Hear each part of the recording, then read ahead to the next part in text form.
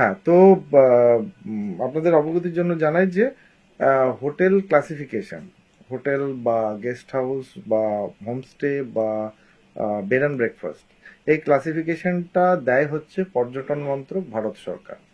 এই পর্যটন মন্ত্রক ভারত সরকারের অধীনে একটি কমিটি, সেই কমিটি অ্যাপ্লাই করার পরে সেই নির্দিষ্ট হোটেলে তার যা প্রাথমিক কাগজপত্র খতিয়ে দেখার পরে এটি সাইট ইন্সপেকশন হয়, এবং সাইট ইন্সপেকশন করার পরে 72টি পয়েন্টের উপর কমিটি পুরো ইন্সপেকশন করার পরে সেই হোটেলকে বা গেস্ট হাউসকে বা হোমস্টেকে ক্লাসিফিকেশন করে দেওয়া হয়।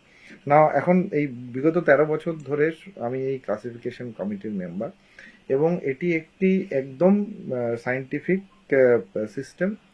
এবং ক্লাসিফিকেশন যদি না হয়ে থাকে তাহলে কিন্তু আইনত কোনো হোটেল ক্লেম করতে পারে না যে তার কোনো স্টার ক্যাটেগরি আছে।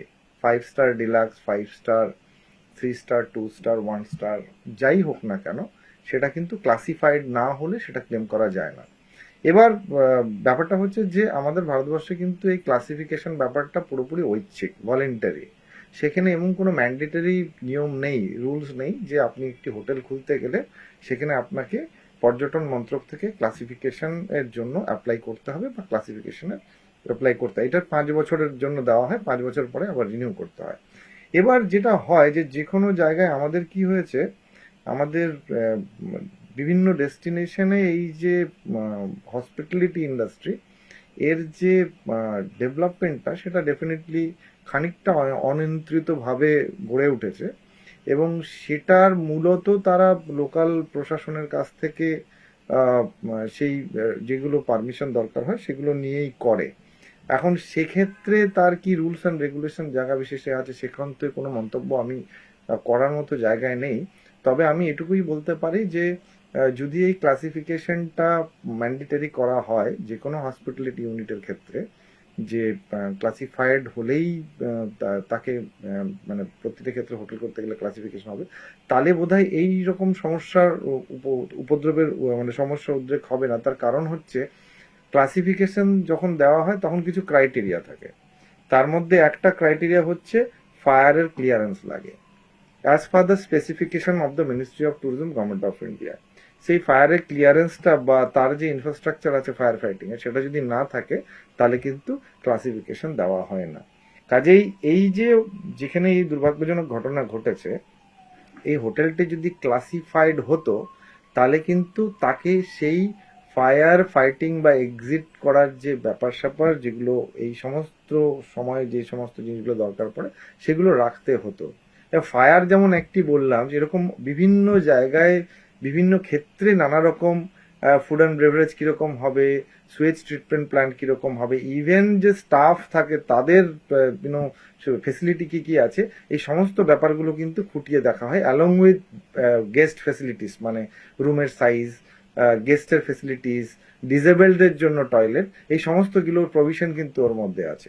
কাজেই ক্লাসিফিকেশন ছাড়া যেহেতু সিস্টেমটি ভলেন্টারি, ঐচ্ছিক, সেক্ষেত্রে এই ব্যাপারটা নিয়ন্ত্রণ করাটা পুরোপুরি আমার মনে হয় আগামী দিনে এইসব ঘটনার থেকে শিক্ষা নিয়ে একটা স্ট্যান্ডার্ড অপারেটিং প্রসিডিওর সরকারের করা উচিত, যে স্ট্যান্ডার্ড অপারেটিং প্রসিডিওর সমস্ত হোটেল, যারা যারা হোটেল ব্যবসার সাথে জড়িত তাদের, যারা আনক্লাসিফাইড, ক্লাসিফাইড হলে তো ব্যাপারটা আসে না, সমস্যাটা আসে না, যারা আনক্লাসিফাইড হোটেল আছে আমাদের পশ্চিমবঙ্গে, তাদের প্রত্যেকটি হোটেলের একটি স্ট্যান্ডার্ড অপারেটিং প্রসিডিওর সেন্ট্রালি যদি সরকার নির্ধারণ করে যে হোটেল করতে গেলে এই এই নিয়ম কানুন সুযোগ সুবিধা যেগুলো ন্যূনতম যেগুলো দরকার হয় সেগুলো দিতে হবে, সেই স্ট্যান্ডার্ড অপারেটিং প্রসিডিওরগুলোকে যদি ম্যান্ডেটরি করা হয় অ্যান্ড এনফোর্সমেন্ট বা implementation through the district administration, তাহলে বোধহয় আগামী দিনে এই সমস্ত দুর্ভাগ্যজনক যে ঘটনাগুলো আছে সেই ঘটনাগুলো কিন্তু নিয়ন্ত্রণ করা যাবে।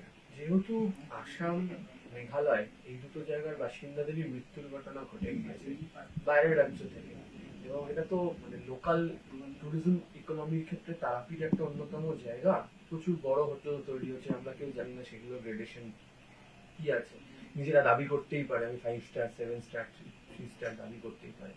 তো এই যে মানে ঘটনাগুলো ঘটে যাচ্ছে এরকম ভাবে, তো মানুষজন যারা ধরুন থ্রু ট্যুরিজম এর জন্য যাবে তাদের মধ্যে তো একটা ভীতি তৈরি হবে, এটা তো ইকোনমিকে তাহলে নষ্ট করবে।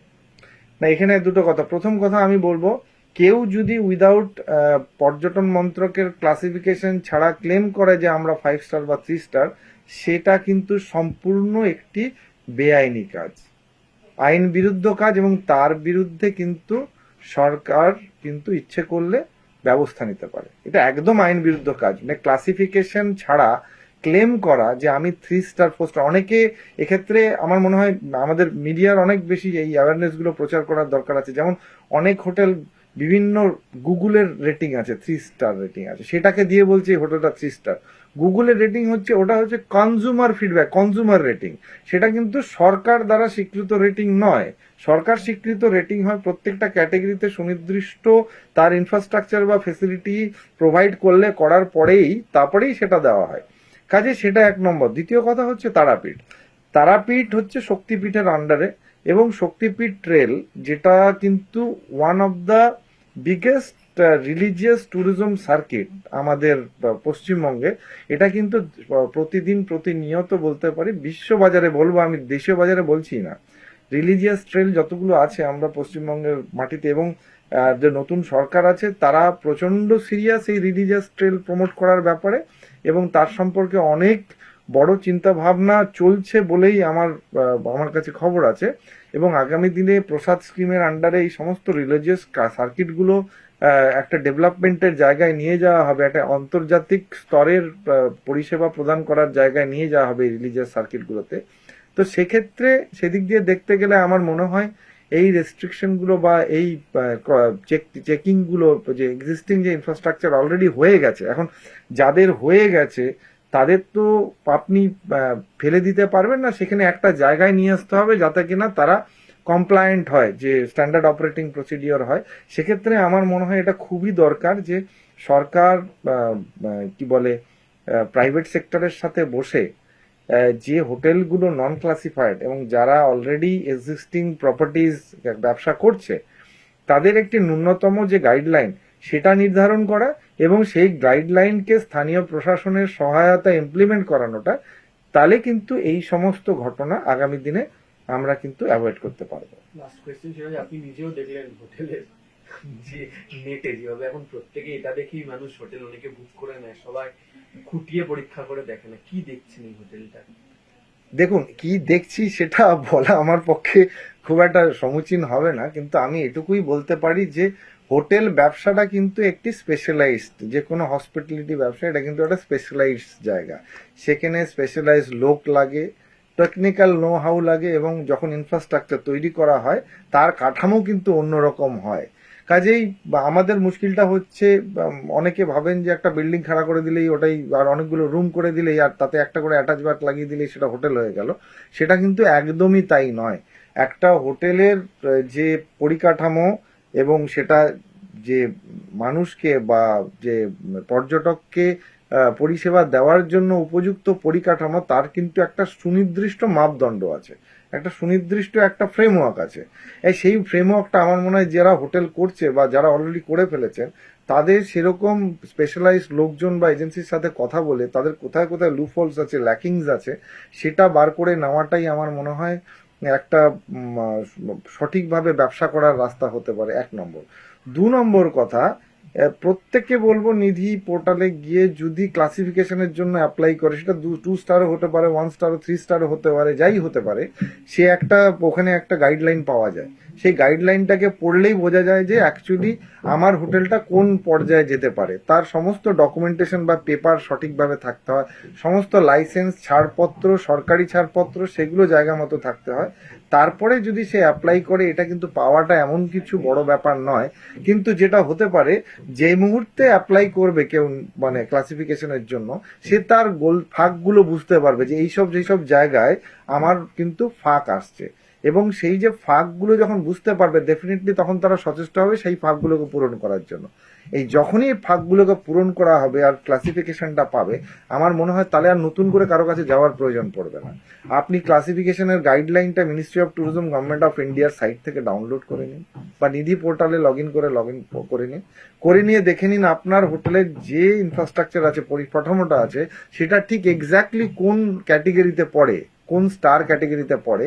দেখে নিয়ে এবার আপনি বার করে নিন যে ওখানে ওখানে কোন জায়গাগুলো আপনার গ্যাপ আছে, বা আপনি সেখানে কমপ্লায়েন্ট নন, বা আপনি করতে পারছেন না। সেই গ্যাপগুলোকে ফুল আপ করে ক্লাসিফিকেশন করলে এই সমস্যাটা থাকে না। এটা মানে চ্যারিটি বিগিনস অ্যাট হোম, এটা নিজে নিজেই করা যায়, তার জন্য কোনো কনসালটেন্ট বা কাউকে ডাকারও প্রয়োজন পড়ছে না।